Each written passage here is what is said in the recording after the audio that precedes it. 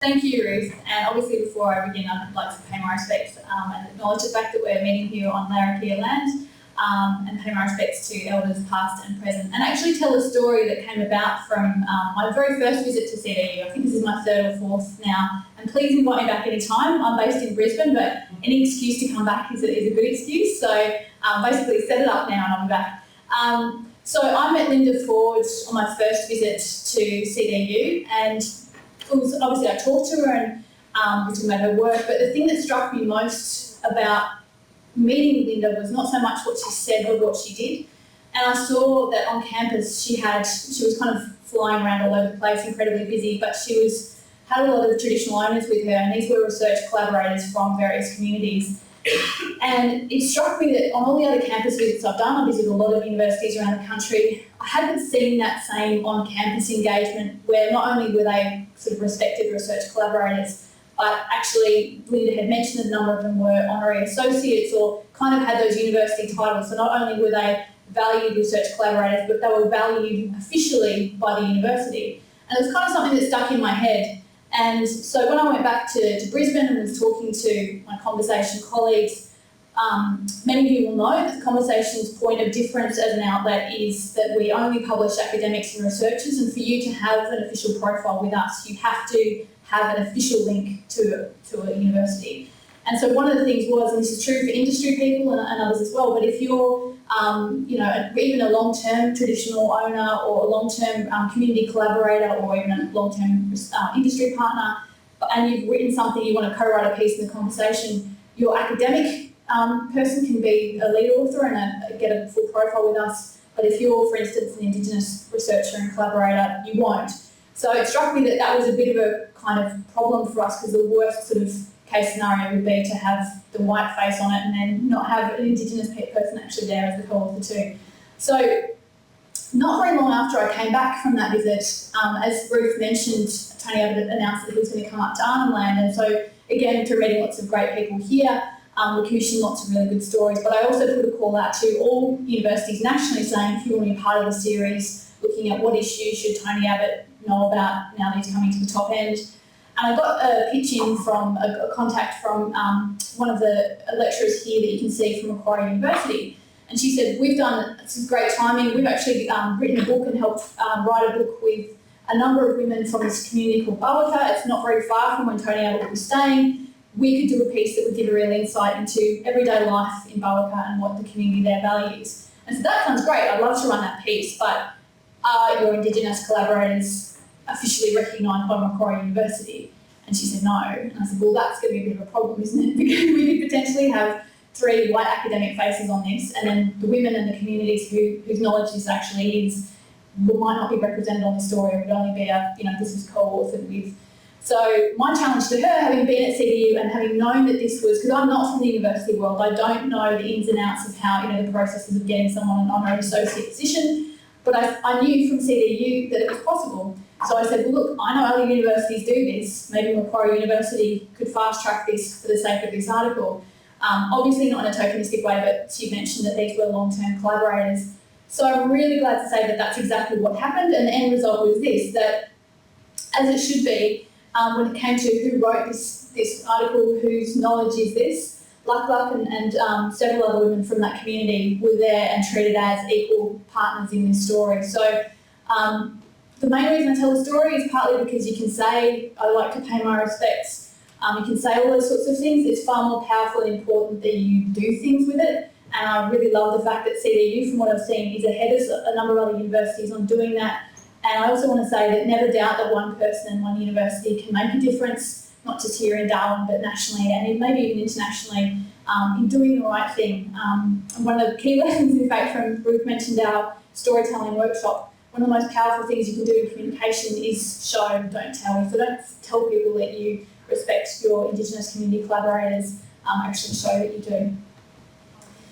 So I want to start with the global challenge that you face, and this is a challenge that all Australian universities face. This was a story just a couple of weeks ago in the Courier Mail in Brisbane. And UQ, obviously as a group of 8 university, had fallen out of the top 100 Times university rankings. And there's obviously a quote from Phil Batty saying, this is reputation is the global currency of higher education. Now, many of you would know that one of the key things that contributes to reputation rankings is actually awareness of what you do. So you're not going to get highly scored on reputation for your research if people around the world don't know that you're doing it. This was the next day in the Australian, and this to me is the more interesting thing. So here's a group of 8 Vice-Chancellor saying, look, you know, it's frustrating because we do this fantastic work, which they do, but many people don't even know where Queensland is, let alone, you know, that makes it hard for us to sell it. Well, if that's a challenge for a big group of 8 university in Brisbane, obviously you've got a challenge here in Darwin too, but there is a positive flip side to that.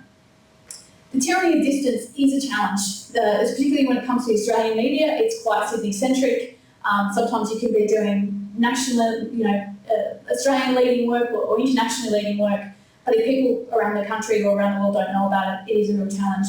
But now more than ever, you can actually inform the world from here. Even 5 or 10 years ago, you faced challenges in terms of getting your story out, but now there are outlets, and I'm not just talking about the conversation. Obviously, I'm here to present on behalf of the conversation and, you know, talk about all the good things we do. We do plenty of those.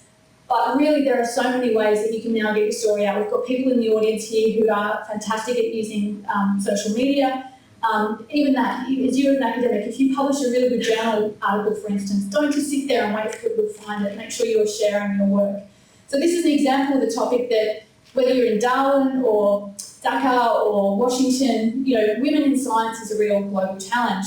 And so Sharon Bell was involved with some research on this. She published a story with a conversation. And as you can see there from the pie chart, that's the red part is the Australian readership, but the rest is actually global. So here she is in Darwin, actually informing the world. And one of the places she was republished was I Effing Love Science. I'm not going to say her full name. But any of you who are science lovers and are on Facebook will know that. Andrew's here in the audience too. Andrew, last time I was here at CDU, he actually jumped up and sort of talked about his experience with us. And if there's time, I'd love to do that too, because I wasn't sure he would be here.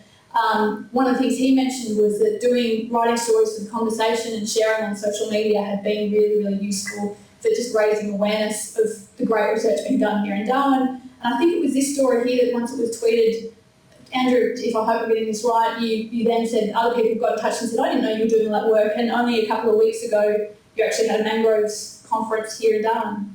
So don't doubt the fact that, you know, again, you can be here in Darwin, but if you're doing work that's relevant to Indonesia or other parts of the world, don't hold back on sharing that. And Andrew is currently CDU's top author. He's obviously about to leave you, so there's your opportunity to knock him off his perch and replace him at the top.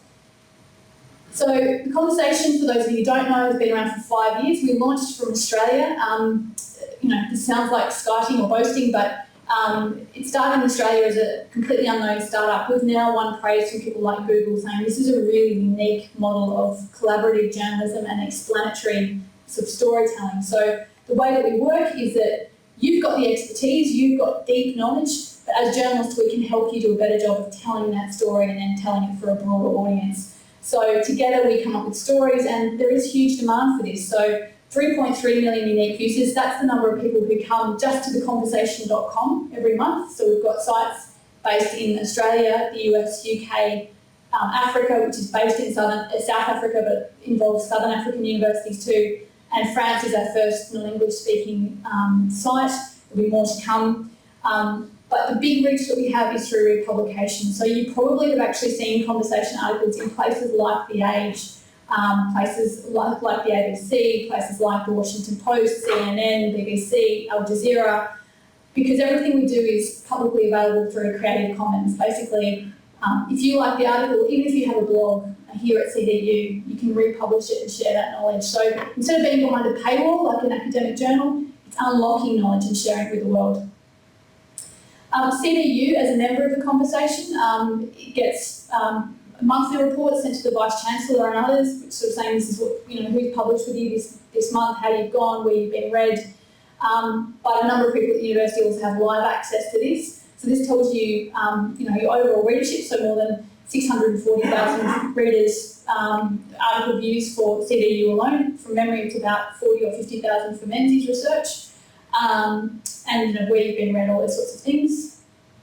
And just to mention, I mentioned this yesterday too, for those of you who are interested in the whole impact and engagement agenda, we're actually working really actively on that, including with Tim Cale, who was with the ARC.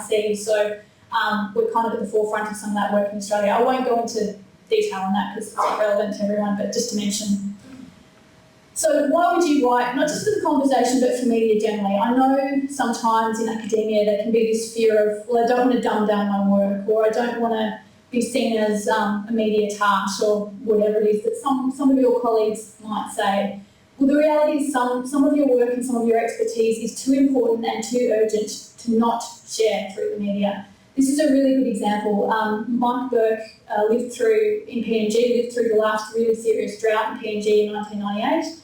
And late last year, he could see the writing on the wall for another really deadly drought coming. And he wanted to point out there are lessons we can learn from last time that can save lives this time. So what's the benefit of writing for somewhere like The Conversation rather than just, again, trying to inform colleagues through, smaller networks?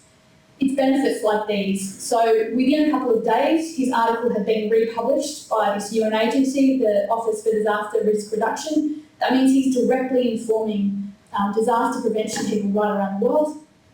But I'm just as proud of this part here, which is here. We don't often see a nice big chunk of readers in Papua New Guinea.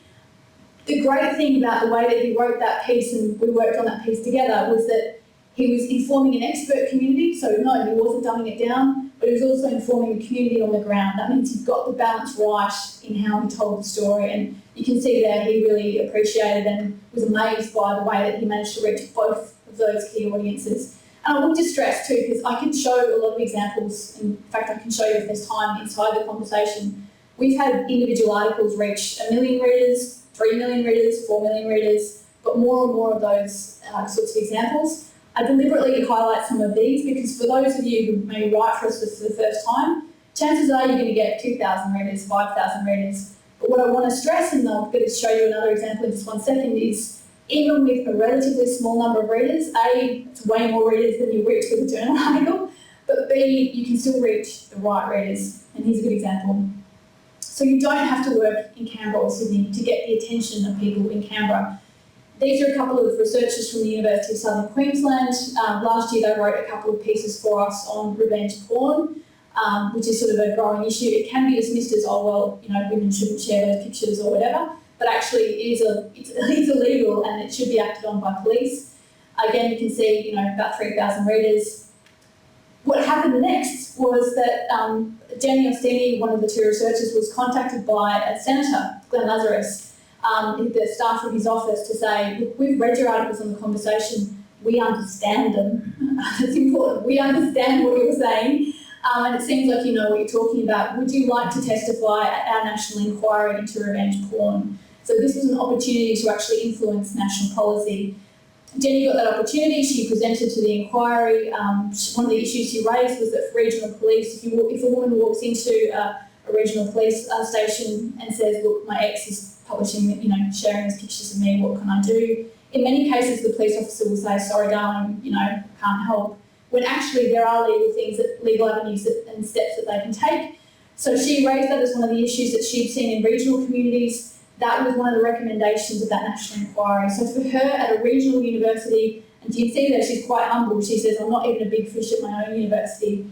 But by getting her expertise out into the community in ways that people can understand, and I can't stress enough how important plain English is for policy advisors and politicians who are even more time poor than all of you, they could get it, and it means they actually acted on it.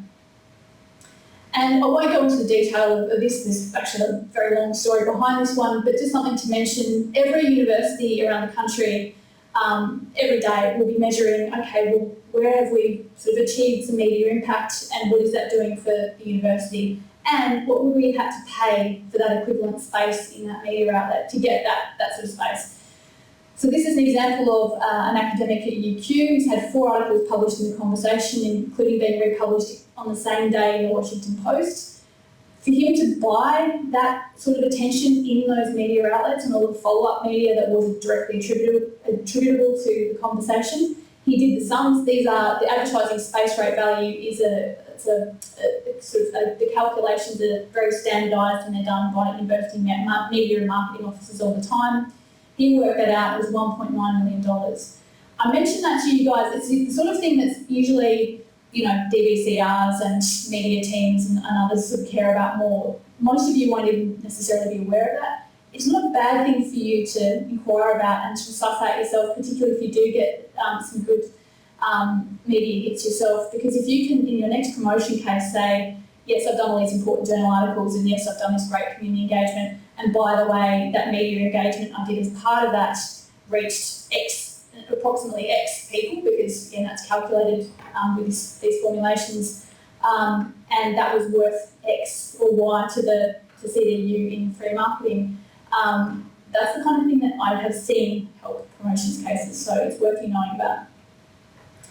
I already covered that one up, I think. So in terms of our growth, and just again to stress, there is huge global interest in what you guys know. So these are, again, I don't need to go into the detail of the numbers, but basically the Australian audience alone, that's not the audience just in Australia, that's actually 93 million article views generated by our 18 odd editors working with all of you guys, and half of that is global. So just think of it in terms of last year alone, about 45 to 50 million people around the world read articles were viewed right around the world by academics, for the most part coming from Australia, so that's a big impact. Again, some examples of we're not just sort of preaching to the converted or reaching people who already know about your work. Each of these has a story behind it. The one in the middle is one of our most popular articles of all time, which is a philosophy article, it's quite nice to say, shared by Richard Dawkins and the comedian Ricky Gervais. Malcolm Turnbull has called a number of our authors directly, including as Prime Minister. Bill Shorten has held up articles in Parliament written by conversation authors. Julie Bishop's retweeted a number of articles, including Andrew, I think she retweeted one of yours. And Mark Holden and a number of other really influential people in the media also follow us. So again, we're getting you out to more than just people who really know about your work. And this is also worth mentioning, this due to popular demand, we were finding that, and some of you may have found this yourself, shows like Frank Kelly on Radio National Breakfast is the show that all the politicians around the country listen to. Her producers have to get up at something like 3 o'clock in the morning to produce the program. So one of the things they're looking for every morning are, how I need new talking heads on the issues of the day. So we were finding that we were hearing back from authors that they were getting phone calls at 5 and 6 o'clock in the morning to say, can you do interviews for us? You can see Andrew nodding. So one of the things we've started to do, due to that popular demand, due to the fact that we could see that really influential shows were tapping into, the authors we work with, we now, in the afternoon, about 3 o'clock each afternoon, send an email around to key ABC programs saying, look, these are the articles that are scheduled for tomorrow. We're not going to show you the entire article because it's not published yet, but just a heads up, this is the topic. If you want to click on the name in blue, you can see who this person is with their contact details. That's good for you guys because you don't get the 3 a.m. or 5 a.m. phone call. You get the 3 o'clock in the afternoon phone call. And this is a really nice letter written by the director of news at the ABC. It was only we only released it a few days ago, in fact. Again, just to stress, this is not just me saying the ABC is paying attention. The ABC is paying attention. So sort of saying we trust the conversation. As the ABC, we need to provide trustworthy, serious, evidence-based stuff, otherwise we'll come in for criticism, and rightly so. We trust the conversation as a partner in that. But someone like Gavin Morris doesn't write a letter like that lightly. I've never seen it actually for any other media outlet.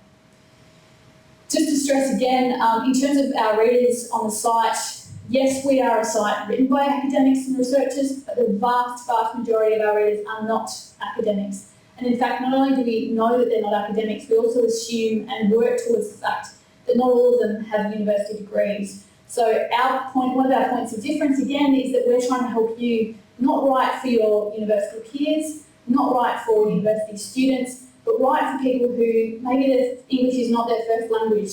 We're aiming for a 16-year-old level of English literacy. I believe yesterday, Lawrence Cram came to my session yesterday. I think he said ARC grants aiming for a 14-year-old level of literacy. So we're actually higher than ARC, but even so, the reason this is so powerful is because if you don't do this, if you talk as if you are talking to your peers, you instantly limit your audience to a tiny, tiny audience. By converting and translating what you do for a broader audience, you can genuinely inform the world. Another point of difference, we also insist on proper disclosure. So you would know there's nothing more frustrating than seeing or hearing a story in the media where it's new research shows blah, blah, blah. New research shows cigarettes aren't as harmful as previously thought. with no disclosure of the fact that perhaps that study was funded by the tobacco industry. We do actually force our authors before we publish anything to say, who is this funded by? Do you have any personal stake in this? Are you a member of a political party? It doesn't mean that we won't publish it in every case if any of those conflicts are there. For instance, the CSIRO quite regularly does coal seam gas research that's partly funded by the gas industry. Does that mean we should publish it? No, not necessarily. Does it mean that our audience deserves to know that? Absolutely, and that is a really important point of trust. You should be asked these questions anytime you do any media. You won't be, and that's a huge failing. Another important thing for those of you who haven't done it before is you retain final approval. So as much as this is collaborative, and I should stress we don't obviously commission every story we're pitched, and I'll go through that pitch process in a second, but if we agree that there's a story there, if we agree that we've got the capacity to take that piece and edit it with you, once we work on it together, that you should have no surprises. You can see the headline as it will appear, you can see the images we want to use. All of that is very much, and again, Andrew and others who are, Andrew Taylor, Andrew and others who've written for us will notice that you get to see it before it's published, and that's really important, so there's no surprises. I actually want to mention this, that we take online comments seriously. I can give an example of a good example of how to react to critical online comments. But this is important because it actually silences a lot of people from even getting involved with media, particularly women, particularly Indigenous researchers, obviously some men too, but in terms of the big numbers we see, it actually, we know even from the number of pictures that we get at the conversation, it's skewed quite heavily to men because men are less afraid, and in some cases because they're not always doing topics like, say, sexism or racism. And that's important because it shuts people out of even engaging in the first place, even before the trolls can have a go. I would stress that the conversation has worked really hard to make our comments below the article better quality than I think you can find anywhere in Australia. If we see people that are using fake names, logged in from social media, using obvious pseudonyms, that sort of thing, we'll actually delete them and warn them and delete them. Racism and sexism, all that kind of stuff is just not acceptable. And not only do we delete it, and you can actually, and I would stress this yourself, if you ever jump onto our comments and you see a comment that you think is offensive, you can click on a report button and that will alert us to come and take a look. So that's really helpful too. And our community is really active. One of my favourite things in the comments is seeing if someone's just being, having a bit of a go or being offensive or posting spam, come and earn $50 an hour, whatever. Our community is just as active as us in policing that in many cases. It's a really good thing. And that means that people like really smart researcher from UQ, Chelsea Bond, who's tackled some very sensitive topics, like she wrote a piece last Australia Day on why I don't feel comfortable on Invasion Day, and why I don't feel, so why I don't feel Australian on Australia Day. That's really important because otherwise we wouldn't hear from her. And she said that she actually doesn't contribute to some other places because they're not safe spaces. So I can talk more about that, but I do just want to stress it because I've had a number of researchers tell me that they only actually pitch to us after discovering that. So how do you do on the conversation? It is very competitive, I have to say that at the outset. One thing is please do make sure that CDU, or if you're from Menzies media, know what you're doing, know that you're interested in doing media, because every weekday we put out this call to members of the conversation saying, well, we're looking for people to, this is an old one, but we're looking for someone to join our new series or write for our new series on Australian families, or Indigenous reconciliations. I think it was a series we did last week. Or the Prime Minister's just announced this major new infrastructure package, looking for an infrastructure expert to explain it. So if CDU or Menzies Media don't know that you're interested, they don't know that you're available, and they don't, for instance, have your mobile phone, we probably won't hear about you. So that's just a really good starting point. And this expert call-out's now shared with some other places. So for instance, the Northern Institute gets it directly to, and they'll share it around as well. You can also pitch to our site. In the little box there, the bit.ly link, the shortened link, TC-CDU, I've put that, rather than handing that out to you, I'll put that there. It's going to be there for a little while, and I'm going to pull it down because we're actually in the process of overhauling our entire pitching process. Because at the moment, if you jump onto that go to our homepage, scroll down, and you see the little pitch and idea box, and you click on that, all it says is tell us your story in one sentence and tell us in 200 words or fewer why it matters. it's a kind of a bit of a blank slate, and what we end up getting are a lot of pitches that are just too vague, and we spend a lot of time going back and forth trying to clarify pretty important questions. So we're within weeks of launching a new pitch page, which I'm working on, which will actually prompt you with questions of why is this new interesting or significant for a non-academic audience. And our hope is that by prompting you with those questions, if it's not appropriate for a non-academic audience, you won't actually pitch and you'll save your time. But if it is, you'll be telling us your story in a much more compelling way, increasing the chances of us being able to say yes to you. I'm often asked about rejection rates. It does vary by section. If you're, for instance, science or health, I believe the current rates are about 50-50. But again, that can change based on we're in an election, so bear that in mind. Politics and society, the rejection rate's more like 90% because, frankly, they're just overwhelmed. So it really, and arts, I think it's a bit more like, I think, 30-40% rejection rate. So it really does vary by section, and also depends very much on the strength of your pitch. So you can download that guide. It does have some useful tips, but we will be relaunching it when we've got our new pitch page. So just letting you know. To be honest, if you have a look at the conversation, the best way to, and again, this is advice I would share for anything, if you ever want to write for the conversation, if you want to be interviewed on Fran Kelly's show on Radio National Breakfast, if you want to do an interview for the NT News, whatever it is, listen to those shows, read that newspaper, read the conversation, because if you haven't done that, it really shows. You won't have a very good sense of what we've published in the past. But these are just some ideas of, so we obviously publish new research. So if you've got a new journal article being published in a major journal, great, we'd like to hear about that. And don't tell us about it weeks after it's been published. Ideally, you would tell us in the lead up, and then we can publish concurrently with as soon as the embargo lifts. It's a really good way of getting quite a good bang for your buck. Major terrorist attack or a major news event, we would then do stories linked to that. An explainer, that's journalistic jargon, but basically it's explanatory journalism. So that's the sort of timeless stuff of what is Einstein's theory of relativity. For instance, we published an explainer on that about 3 or 4 years ago.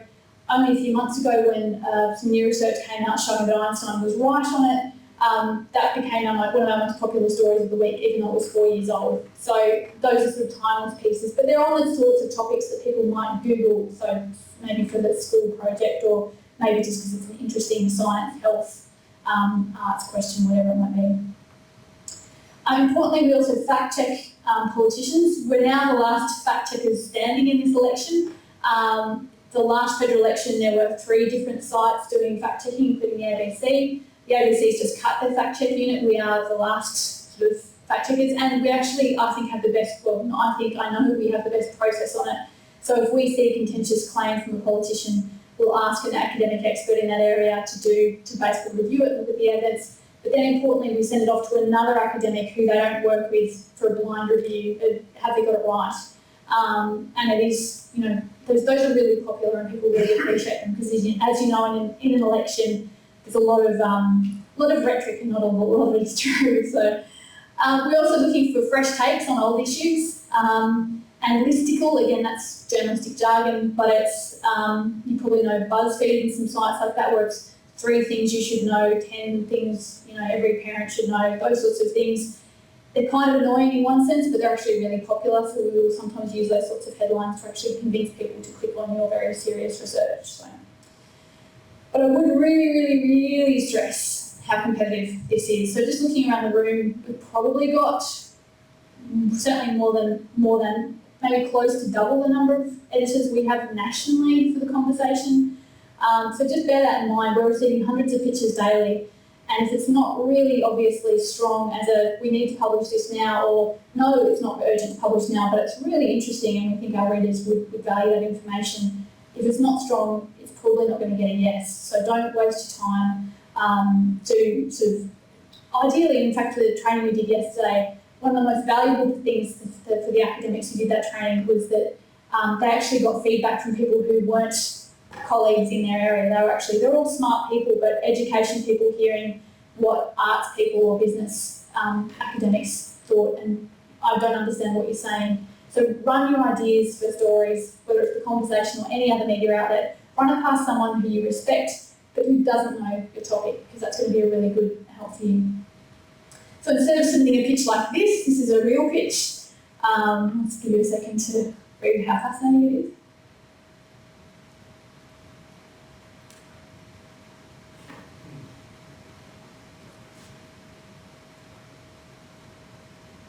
Pretty seriously long second sentence. We don't encourage sentences that are that long. So instead of a pitch like that, aim for something that's a bit more like this. Obviously, this is if you have a news hook, so it's something that relates to something in the news. But even if you don't, you can certainly tell us why it's significant or it matters.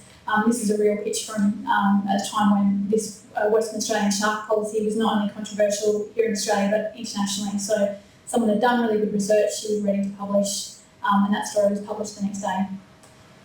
I do want to end on a Menzies story that was worth more national attention, because one of the things that I've seen from now several visits here to CDU and also to Menzies is there's some fantastic work and not everyone in the country knows about it. I think that's a great shame, but one of the challenges you have is that, particularly in areas like, say, Indigenous research, one of the challenges you have in communicating that is, rightly or wrongly, people assume they know what the story is going to be. So without seeing the headline, and you'll see the headline in a second, if Gurmeet had, because I discovered this story by going to a Menzies breakfast here in Darwin, Gurmeet told this story really compellingly. If she had said, I'm doing this study, it's terribly worthy and important, you should all care about it, why don't you care about it? Or if that had even been the tone, I wouldn't have done the story. But Gurmeet was really smart, and the way that she talked about this really complex, ongoing, long-term study was she related it to something that the audience, the non-expert audience, could understand. So she talked about it as it's a bit like the 7 Up series, that documentary series done in Britain of, if you look at the life of a child, you'll be able to then understand them as an adult. And that's exactly what that study is all about. So it was so smart in how she communicated it, even to that breakfast audience.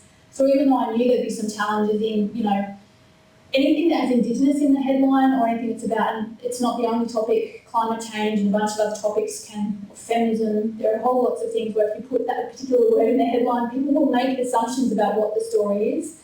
If it's, for instance, Indigenous, many people will, rightly or wrongly, assume it's going to be a bad news story. This is a good news story. It's a really interesting research story about a smart researcher who started this decades ago, and all the people who are now involved, and how it's got communities involved, and how it could actually tell us really important things about Indigenous health, maybe save us a lot of money in the process and unnecessary suffering.